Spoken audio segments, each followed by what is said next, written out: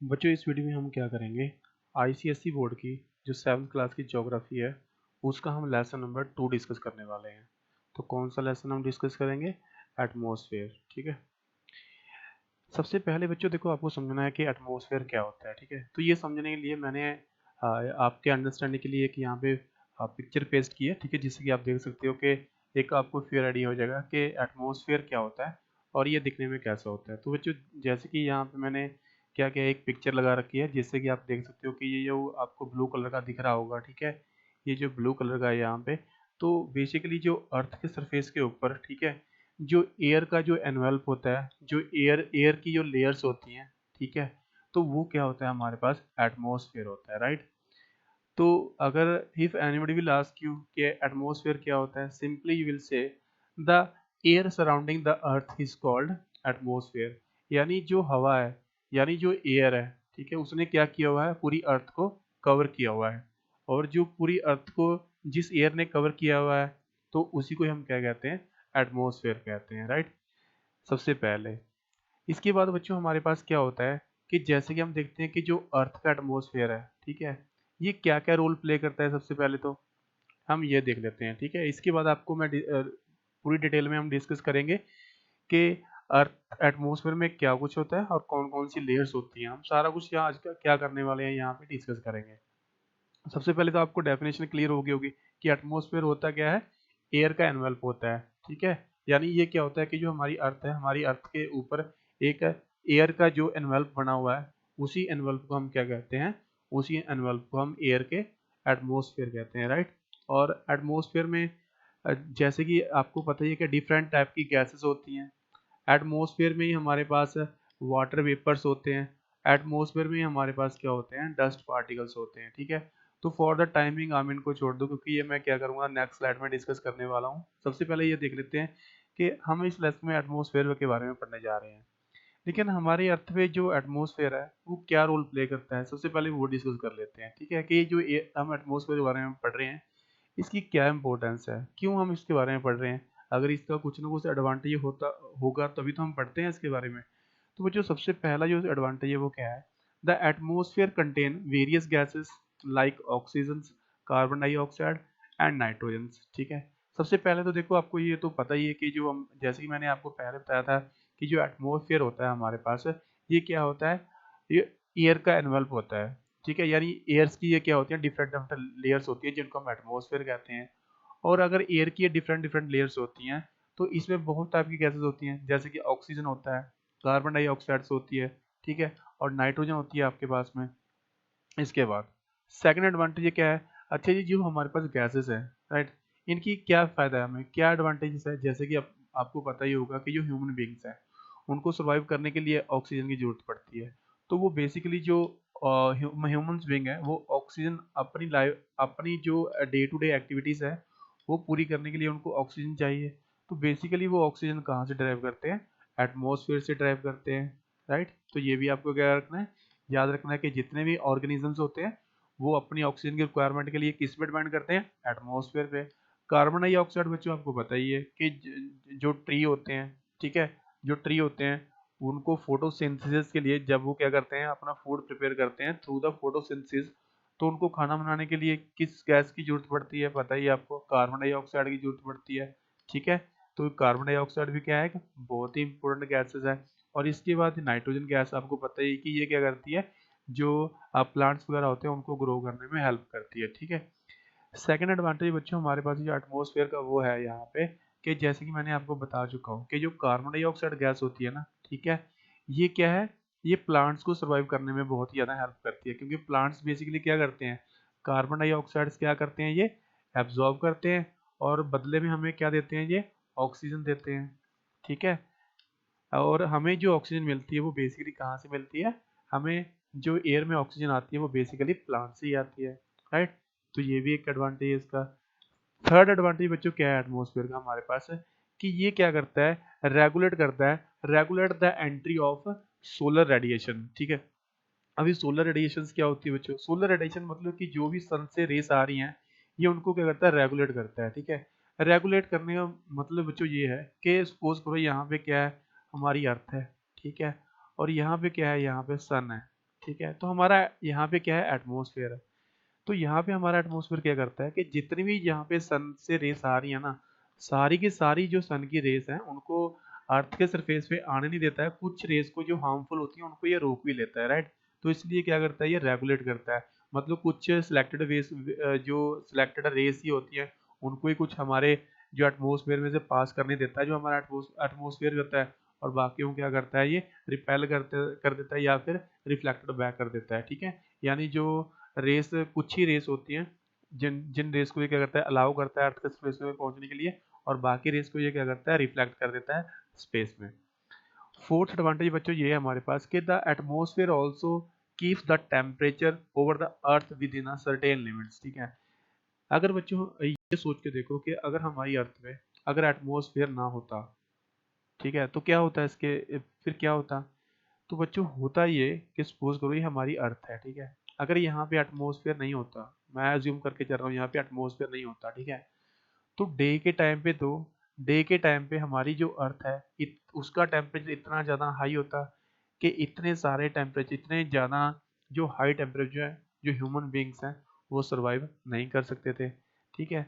अगर मैं नाइट की बात करूँ, अगर एटमॉस्फेयर ना होता तो नाइट में टेम्परेचर इतना ज़्यादा कम होता कि माइनस से भी ज़्यादा कम होता, और इतने माइनस के टेम्परेचर में भी हम सर्वाइव नहीं कर सकते हैं, ठीक है। तो बेसिकली आपको ये पता लग ही होगा कि एटमॉस्फेयर क्या करता है, ना तो ये अर्थ को ज़्यादा हॉट होने देता है और ना ही अर्थ को ये ज़्यादा कोल्ड होने देता है, ठीक है। तो ये क्या करता है, हमारी अर्थ को जितना टेम्परेचर पे ह्यूमन बींग सर्वाइव कर सकते हैं, ये टेम्परेचर को रेगुलेट करता है, ठीक है। यानी अर्थ की सरफेस को ना ज़्यादा ये वार्म होने देता है और ना ज़्यादा ये कोल्ड होने देता है, ठीक है। फिफ्थ एडवांटेज बच्चों हमारे जो एटमॉस्फेयर का वो ये है कि जो ये अल्ट्रा वायलेट रेस आती है ना, अल्ट्रा वायलेट रेडिएशंस, ठीक है, यानी ये कुछ ऐसी रेस होती हैं अगर ये अर्थ के सरफेस पे पहुंच जाए तो बहुत सारा नुकसान करती हैं। जैसे कि इनसे अगर ह्यूमन इनके कॉन्टैक्ट में आ जाए तो उनको स्किन कैंसर हो सकता है, ठीक है। ये अगर ये जो अल्ट्रा वायलेट रेस हैं, अगर ये प्लांट्स के कॉन्टैक्ट में आती हैं तो उनकी ग्रोथ रुक जाती है। तो ये सारे क्या हैं, देखो उनके काफ़ी हार्मफुल इफेक्ट हैं, ठीक है। अगर आप कहोगे कि सर अगर इसकी ग्रोथ रुक जाती है फिर क्या हो गया, देखो जो ग्रोथ का मतलब ये है कि जितने भी प्लांट्स होंगे ना उनकी ग्रोथ रुक जाएगी। अगर जो प्लांट है उनकी ग्रोथ रुक गई तो उनका जो फ्रूट्स होते हैं या फिर सीड होते हैं वही नहीं बनेंगे। अगर वही नहीं बनेंगे तो वही तो हम इनके सीड या फ्रूट वगैरह तो खाते हैं। तो इसका मतलब जो खाने की जो स्कार्सिटी है, जो खाने की कमी है वो हो जाएगी। अगर खाना प्रॉपर नहीं मिलेगा फिर जो पॉपुलेशन है वो धीरे धीरे करके कम होने लगेगी। ओके, तो ये सारा कुछ क्या है, तो हमारा एटमोसफेयर क्या करता है कि जो अल्ट्रा वायलेट रेडिएशंस है, यानी जो ये यूवी रेस होती हैं जो सन से आती हैं, उनको ये अर्थ के सरफेस पे पहुंचने नहीं देता है, ठीक है। और ये इनको ऐसा करने से कौन सी गैस रोकती है, ओजोन गैस, ठीक है। इसके बारे में मैं जब हम स्ट्रक्चर ऑफ एटमॉस्फेयर के बारे में बताऊंगा तब ज़्यादा एक्सप्लेन करूंगा, जब हम लेयर्स के बारे में पढ़ेंगे। फॉर द टाइमिंग इसको आप छोड़ सकते हो, बस इतना याद रख लो कि हमारा एटमॉस्फेयर क्या करता है कि जो हार्मफुल रेस होती हैं जिनको हम यूवी रेस कहते हैं, इनको अर्थ में पहुंचने से रोकता है हमारा एटमॉस्फेयर। इसके बाद तो बच्चों क्या है कि जो ये क्या करता है कि कुछ एक्स्ट्रा टेरेस्ट्रियल ऑब्जेक्ट होते हैं, ठीक है। एक्स्ट्रा टेरेस्ट्रियल ऑब्जेक्ट क्या है, जो हमारी अर्थ के बिलोंग नहीं करते हैं, ठीक है। यानी जैसे कि जो मीटियोर्स होते हैं, अभी मीटियोर्स क्या होते हैं, ये मीटियोर्स होते हैं जो ये रॉक के पीसेस होते हैं जो कि आउटर स्पेस से आते हैं, और जब ये क्या करते हैं हमारे एटमॉस्फेयर में, सपोज करो यहाँ से कोई रॉक का पीस आ रहा है, जैसे ही हमारे एटमॉस्फेयर में एंटर करेगा ना, तो ये करेगा, ये बर्न करना स्टार्ट कर देगा, ठीक है। और ये इतना ज़्यादा बर्न हो जाएगा, ठीक है, कि अगर ये अर्थ के सरफेस पे पहुंच भी गया तो उतना ज़्यादा ये क्या करेगा, नुकसान नहीं करेगा, ठीक है। और कुछ तो मीटियोर्स ऐसे होते हैं कि जो सिर्फ एटमॉस्फेयर में ही क्या हो जाते हैं, वो डिसअपियर हो जाते हैं, अर्थ के सरफेस पे पहुंचते ही नहीं है, ठीक है। तो ये भी जो एटमॉस्फेयर है हमें बचाता है, जो ये मीटियोर्स होते हैं, क्योंकि ये कुछ ऐसे होते हैं हमारे पास जो अर्थ के सरफेस पे पहुंच जाते हैं, कुछ ऐसे नहीं हो, कुछ को तो ये क्या कर देता है, जो एटमॉस्फेयर में उनको उनको डिसअपियर कर देता है, ठीक है। इसके बाद देखो, तो अगर मैं कंपोजिशन ऑफ एटमॉस्फेयर की बात करूं, ठीक है, तो यहाँ पे सबसे पहले ब्रॉडली समझना है बच्चों की हमारे एटमॉस्फेयर में ये तीन चीजें होती हैं। एक तो डिफरेंट काइंड की गैसेस होती हैं, एक वाटर वेपर्स होते हैं, और तीसरा चीज हमारे पास क्या होती है, डस्ट पार्टिकल्स होते हैं। सबसे पहले बच्चों अगर हम गैसेस के बारे में पढ़ें, ठीक है, तो यहाँ पे गैसेस के बारे में पढ़ेंगे तो कौन कौन सी गैसेस होती हैं हमारे पास, बहुत सारी गैसेस होती हैं। जैसे कि कार्बन डाइऑक्साइड होगी, इसकी कंसंट्रेशन 0.03% होती है। ऐसे ही हमारे पास आर्गन होती है, इसकी कंसंट्रेशन 0.93% होती है। ऑक्सीजन हमारे पास 21% होती है, और नाइट्रोजन जो एटमॉस्फेयर में सबसे ज़्यादा होती है, ये 78% हमारे एटमॉस्फेयर में क्या होती है, नाइट्रोजन होती है। इसके अलावा और भी गैसेस होती हैं, लेकिन इतना ज़्यादा आपने डिटेल में नहीं पढ़ना है, राइट। अगर अगर इतना तो बच्चों को आपको पता लग ही गया होगा कि हाँ, हमारे एटमॉस्फेयर में क्या होती है, डिफरेंट काइंड की गैसेस होती हैं, जैसे कि कार्बन डाइऑक्साइड हो गया, ऑक्सीजन हो गया, नाइट्रोजन हो गया, आर्गन हो गया, ठीक है। इसके अलावा और भी होती हैं, जैसे कि हाइड्रोजन होती है, ओजोन होती है, उनकी कंसंट्रेशन बहुत ही ज़्यादा कम होती है, याद रखना है, ठीक है। अगर हम यहाँ पे इन गैसेस के एडवांटेजेस के बारे में बात करें, जैसे कि कार्बन डाइऑक्साइड है, ये इसके एडवांटेज मैं ऑलरेडी आपको बता चुका हूँ, ठीक है। ये जो कार्बन डाइऑक्साइड होती है, इसका फ़ायदा ये होता है कि ये प्लांट के लिए काफ़ी यूजफुल होती है। प्लांट बिना कार्बन डाइऑक्साइड के क्या नहीं कर सकते हैं, फोटोसिंथेसिस नहीं कर सकते हैं। अगर वो फोटोसिंथेसिस नहीं करेंगे, तो वो जो उनका फूड होता है, जो भी उनको कार्बोहाइड्रेट सर्वाइव करने के लिए चाहिए, तो वो नहीं बना पाएंगे, ठीक है। तो ये भी क्या होगा, फिर वो धीरे धीरे अगर वो अपना कार्बोहाइड्रेट्स नहीं बना पाएंगे, तो वो उनको खाना नहीं मिलेगा, और खाना नहीं मिलेगा तो वो क्या हो जाएगा, डाइट कर जाएंगे।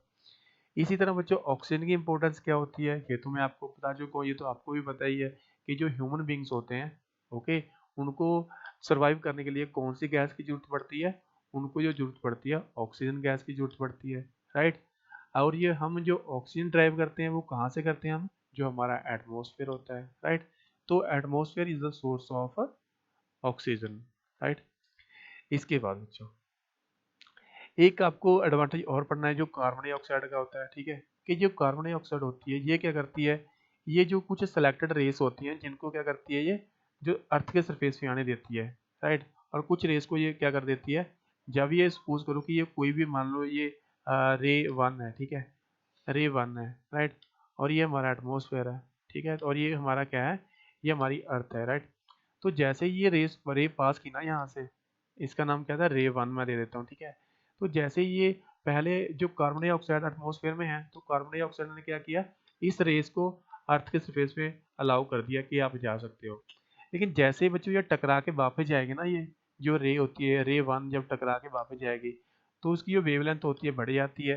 वेवलेंथ ज़्यादा होने के कारण जो फिर ये क्या कर सकती है, एटमॉस्फेयर में से ये पास नहीं कर सकती है, ठीक है, यानी फिर ये आगे नहीं जाएगी, यहीं पे रुक जाएगी। तो इसी कारण क्या होता है कि जो ऐसे, ये तो मैंने एक एग्जांपल आपको एग्जांपल दी, सोच के देखो कि यहाँ पे कितनी बिलियंस ऑफ रेस आती हैं। अगर सारी की सारी रेस को जितनी आती हैं कार्बन डाइऑक्साइड अलाउ कर देता है, लेकिन जाते समय उनको ये ब्लॉक कर देता है, स्टॉप कर देता है, तो उससे क्या होगा, हमारा एटमोसफियर वार्म होना स्टार्ट हो जाएगा, हमारे जो एटमोसफियर का टेम्परेचर इंक्रीज होना स्टार्ट हो जाएगा, ठीक है। अगर इसीलिए हमें जो कार्बन डाइऑक्साइड गैस होती, जो गैस होती है, इसको हम इसी इफेक्ट को हम क्या कहते हैं, ग्रीन हाउस इफेक्ट कहते हैं, ठीक है। ग्रीन हाउस इफेक्ट क्या होता है, यही होता है जो मैंने आपको समझाया, कि ये इनकमिंग सोलर रेडिएशंस को, इनकमिंग सन रेस को ये एंटर करने देता है, लेकिन जब ये अर्थ के साथ टकराती हैं, जब वापस जाती हैं, उनको ये अलाउ नहीं करता है बाहर जाने के लिए, क्योंकि उनकी वेवलेंथ बढ़ जाती है, ओके। तो इसी इफेक्ट को क्या कहते हैं, ग्रीन हाउस इफेक्ट कहते हैं, क्योंकि इनसे टेम्परेचर काफी ज्यादा हाई होना स्टार्ट हो जाता है एटमोसफेयर का या फिर अर्थ का, ओके। इसके बाद बच्चों हमारे पास क्या है, ओजोन गैस होती है, ठीक है। और ओजोन गैस का अगर मैं आपको शॉर्ट में इसका एडवांटेज बताऊं, तो उसका एडवांटेज ये है कि जो ओजोन गैस होती है, जो हमारे पास यूवी रेस होती हैं, जो मैंने पहले आपको बताई थी, तो ये यूवी रेस को क्या करता है, अर्थ के सरफेस पे पहुंचने नहीं देता है, उनको ये एटमोसफेयर में ही क्या कर देता है, ब्लॉक कर देता है, जो हमारी ओजोन गैस होती है, ठीक है। इसके बाद इसके बाद हमारे पास बच्चों और एटमॉस्फेयर में क्या होता है, अभी कहोगे सर आपने गैसेस के बारे में बता दिया, अभी हमारे पास और क्या होता है, वाटर वेपर्स भी होते हैं, ठीक है। वाटर वेपर्स क्या होते हैं, देखो वाटर वेपर्स के बारे में तो आपको पता ही होगा, ठीक है। कि जैसे कि जब जो जो वाटर होता है, ठीक है, जो वाटर होता है, अगर हम उसको करना स्टार्ट कर दें, अगर हम उसको वार्म करना स्टार्ट कर दें, राइट, अगर जो वाटर है, अगर हम उसको वार्म करना स्टार्ट कर दें, तो आप देखोगे कि वो जो उसकी भाप, वो ना भाप बन के क्या हो जाएगा, एयर में चला जाएगा, ठीक है। और जो उसकी भाप होती है ना, जो स्टीम होती है, ठीक है, इसी को ही हम कहते हैं गैसियस स्टेट ऑफ वाटर, ठीक है। या वाटर की स्टेट में चेंज हो गया गैसियस स्टेट में, ठीक है। और जो वाटर जब होता है, जब गैसियस स्टेट में एग्जिस्ट करता है, तो इसी को ही बच्चे हम क्या कहते हैं, वाटर वेपर्स कहते हैं। जब वाटर क्या करता है, गैसियस स्टेट में क्या करता है, एग्जिस्ट करता है, तो उसको वाटर वेपर्स कहते हैं, ठीक है। अभी चलो ये तो आपको पता चला गया कि वाटर वेपर्स क्या होते हैं, ठीक है। देखो बच्चों, ये वाटर वेपर्स होते हैं, ये हमारे एटमॉस्फेयर का सिर्फ 4% ऑक्यूपाई करते हैं, राइट। कि जो हमारा एटमॉस्फेयर है ना, उसमें ये 4% ही होते हैं, वाटर वेपर्स होते हैं। और ये वाटर वेपर से फिर एटमॉस्फेयर में क्या रोल प्ले करते हैं। एक तो बच्चों ये देखो, ये रोल प्ले करते हैं कि जितने भी क्लाउड्स बनते हैं, जो रेनफॉल होती है, ठीक है, क्लाउड्स बनती है वो इन वाटर वेपर से ही बनती है। अगर वाटर वेपर नहीं होंगे तो क्लाउड्स नहीं बनेंगे, क्लाउड्स नहीं बनेंगे तो रेनफॉल नहीं होगी, राइट। एक तो ये एडवांटेज है। दूसरी चीज दूसरी चीज बच्चों आपको याद रखना है, ठीक है, कि ये वाटर वेपर्स होते हैं ना, ये क्या करते हैं, ये अर्थ के अर्थ के अर्थ की डायरेक्शन में जो रेस होती है ना, उनको ये पहुंचने नहीं देती हैं। यानी कुछ रेस को ये वाटर वेपर्स क्या कर लेते हैं, एब्जॉर्ब कर देते हैं, ठीक है। यानी ये अर्थ को ठंडी रखने में काफ़ी ज़्यादा हेल्प करते हैं, राइट। तो जैसे कि मैं आपको बता देता हूँ कि प्रेसिपिटेशन में हेल्प करते हैं। प्रेसिपिटेशन मतलब जो रेनफॉल होती है उसी को हम बेसिकली प्रेसिपिटेशन कह देते हैं, ठीक है। तो रेनफॉल में ये हेल्प करते हैं, और ये एटमॉस्फेयर का 4% तक ऑक्यूपाई करते हैं बाय वॉल्यूम, ठीक है। और ये वाटर वेपर आते किस किस के थ्रू हैं, एक तो ये इवेपोरेशन के थ्रू आते हैं। इवेपोरेशन मतलब जैसे ही मैंने आपको बताया था, ठीक है, कि सपोज करो जैसे कि कोई बड़ी सारी यहाँ पे लेक है, और उस लेक में क्या वाटर है, ठीक है। तो आपको पता ही है सन से कॉन्टिन्यूस यहाँ पे रेस आ रही है, लाइट आ रही है, तो उस रेस से क्या होती है, ये वाटर होता है, ये गैसीय स्टेट में कन्वर्ट हो जाता है, और इसको ही हम क्या कहते हैं, इवेपोरेशन कहते हैं, राइट। और दूसरा होता है ट्रांसपिरेशन, ठीक है। ट्रांसपिरेशन बच्चों ये कौन करते हैं, ये सबसे पहले प्लांट्स करते हैं, राइट। सपोज करो देखो ये यहाँ पे प्लांट है, ठीक है। अभी प्लांट्स क्या करते हैं, बहुत सारे इन पे लीव होते हैं, ठीक है, बहुत सारे क्या होते हैं, लीफ होते हैं, इनके पत्ते होते हैं बहुत सारे, और पत्तों में क्या होता है, छोटे छोटे होल होते हैं, जिनको हम क्या कहते हैं, स्टोमेटा कहते हैं, ठीक है, जिनको हम क्या कहते हैं, स्टोमेटा कहते हैं। और उन स्टोमेटा के थ्रू जो ट्रीज होते हैं वो वाटर को बाहर निकालते हैं, ठीक है। तो जो वाटर को बाहर निकालते हैं ना ट्रीज, उसी प्रोसेस को क्या कहते हैं, ट्रांसपिरेशन कहते हैं। अगर आपको पूछा जाए कि जो एटमोसफेयर में जो वाटर वेपर्स आते हैं वो किस किस के थ्रू आते हैं, तो बोल देना एक तो इवेपोरेशन के थ्रू आते हैं, और दूसरा ट्रांसपिरेशन के थ्रू आते हैं। और ये मैं आपको बता चुका हूँ कि ये क्या करते हैं, काफ़ी सारी जो सन से आ रही जो लाइट होती है उसको एब्जॉर्ब कर लेते हैं, तो ये अर्थ को ठंडी रखने में हेल्प करते हैं, ओके। इंसुलेशन का मीनिंग बच्चों क्या होता है, इनकमिंग सोलर रेडिएशन, यानी जो रेस सन से आ रही है उनको हम इंसुलेशन कहते हैं, राइट। इसके बाद बच्चों हमारे पास क्या होता है यहाँ पे कि हमारे एटमॉस्फेयर में हमें ये दो चीज़ें तो पढ़ चुके हैं, गैसेस के बारे में पढ़ चुके हैं, और यहाँ पे वाटर वेपर्स के बारे में पढ़ चुके हैं। अभी हम पढ़ें डस्ट पार्टिकल्स क्या रोल प्ले करते हैं, ठीक है। देखो बच्चों, ये जो अगर हर एक गैस के बारे में मैं बताने बैठूंगा, ठीक है, तो वो काफ़ी ज़्यादा लेंथी हो जाएगी वीडियो। और इसके बाद जो आपको 7th स्टैंडर्ड है, 7th स्टैंडर्ड में इतना पढ़ने की आपको डिटेल में जरूरत नहीं है, ठीक है। जितना पढ़ा रहा हूँ यहाँ पे वो काफ़ी ज़्यादा स्पेशल है, मोर देन स्पेशल है, अगर आप इतना याद रख लेते हो तो। चलो इसके बारे में पढ़ते हैं, डस्ट पार्टिकल्स क्या होते हैं, ठीक है। आपको पता ही है कि जो डस्ट होती है ना, वो एयर के साथ में मिक्स होकर एटमॉस्फेयर में एंटर कर जाती है, राइट। वो स्मोक किसी भी फॉर्म में हो सकती है, चाहे वो सैंड हो सकता है, ठीक है, और वो स्मोक सूट हो सकती है, जो यहाँ पे जो भी स्मोक निकलता है घरों में से, या फिर जो ब्रिक किल्स होती है जहाँ पे ईंटें बनती हैं, ठीक है। ओशियानिक सॉल्ट हो सकता है, जो ओशंस होते हैं उनमें जो वाटर सॉल्टी होता है, तो कुछ सॉल्ट होता है वो वाटर में मिक्स हो गए, वो भी वाटर वेपर के थ्रू एटमॉस्फेयर में चले जाता है। चाहे वो ऐश हो सकती है जो वोल्केनिक इरप्शन से रिलीज होती है, चाहे वो पॉलन्स हो सकते हैं जो जो काफ़ी सारे जो ट्रीज होते हैं, पॉलन ग्रेन्स आपने पढ़ा हुआ, जो ट्रीज जो प्लांट्स को बनने में हेल्प करते हैं, ठीक है। तो ये सारी जो डस्ट होती है किसी फॉर्म में हो सकती है, इन सारी फॉर्म में हो सकती है जो मैंने यहाँ पे डिस्कस की है। और ये डस्ट पार्टिकल्स क्या करते हैं, ये क्लाउड्स बनाने में हेल्प करते हैं, ठीक है। अभी क्लाउड्स बनाने में कैसे हेल्प करते हैं, सपोज करो यहाँ पे देखो डस्ट के पार्टिकल्स हैं, ठीक है, यहाँ पे 3 डस्ट के पार्टिकल्स हैं। तो जो वाटर वेपर्स ऊपर जाएंगे ना, तो वो जाके कहाँ पे रुकेंगे, वो इनके अराउंड इन पे क्या कर जाएंगे, वो लैंड कर जाएंगे, ठीक है। जो डस्ट पार्टिकल उन पे ये लैंड कर जाएंगे, और हम क्या कहेंगे कि जो वाटर वेपर्स है ना, वो एयर में सस्पेंड कर रहे हैं। एक्चुअली वो एयर में सस्पेंड नहीं करते हैं, जो वाटर यहाँ पे डस्ट पार्टिकल्स है ना उन पे लैंड करते हैं, और हमें ऐसा लगता है कि वो एयर में क्या कर रहे हैं, फ्लोट कर रहे हैं, एयर में तैर तैर रहे हैं, ठीक है।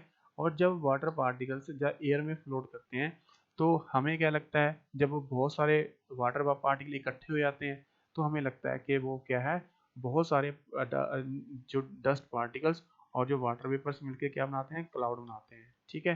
तो बच्चों ये तो देखो ये फर्स्ट वीडियो थी जो एटमॉस्फेयर पे हम यहाँ पे पढ़ा रहा हूँ एटमॉस्फेयर के बारे में, ठीक है। इसके बाद जो इसका सेकंड पार्ट लेके आऊँगा, ठीक है। तो सबसे पहले आप ये पार्ट अच्छी तरीके से देखना, ठीक है। अगर आपको ये वीडियोस अच्छी लगती हैं तो आप लोगों ने क्या करना है, सब्सक्राइब करना है, और आपके जो फ्रेंड्स हैं उनको फॉरवर्ड करना है, ठीक है। और मिलते हैं बच्चों सेकंड वीडियो में।